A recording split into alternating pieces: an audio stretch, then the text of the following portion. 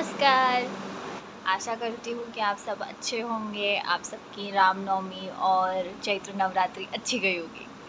तो आज के हमारी इस वीडियो में हम जानेंगे आगे के सूक्तों के बारे में। तो पहला हमारा सूक्त आता है संस्कार सूक्त।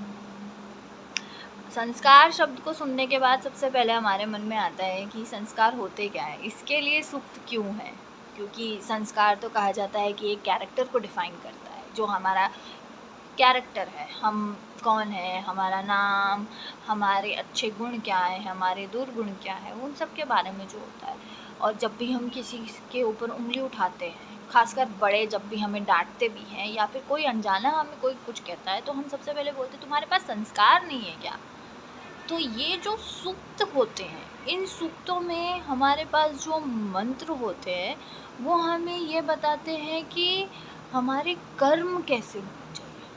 ये हमें कर्मों के बारे में बताते हैं, क्योंकि जन्म से लेकर जब हमारी मृत्यु हो जाती है, मृत्यु के बाद भी हमारे कुछ कर्म होते हैं। जिसे हम कहते हैं कि अभी हमारे इन रिश्तेदार का देहांत हो गया था और इसीलिए आज बरसी है, या फिर कह लो कि आज श्राद्ध है, या फिर अभी उनको गए हुए 1 साल हो गया है, आज दूसरा साल है, या 10 साल हो चुके हैं। ऐसा करके भी हम एक पूजा का आयोजन करते हैं। जन्म होता है, जन्म के बाद हम नामकरण करते हैं, हम कुंडली करते हैं, हम बहुत सारी चीज़ें करते हैं। तो ये भी संस्कार होते हैं।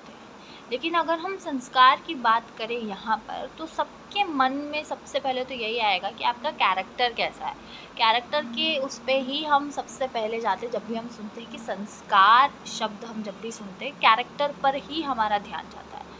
तो यहाँ पर मैं आपको बताना चाहती हूँ कि जन्म से लेकर मृत्यु तक कुछ छोटी छोटी पूजाएं होती हैं, जिसमें कर्म होता है और किसी में हमें बैठे बैठे सिर्फ मंत्रों को सुनना होता है, किसी किसी मंत्र का खुद उच्चारण करना होता है और उस पूजा को पूरा करना होता है। तो वो भी संस्कार होते हैं।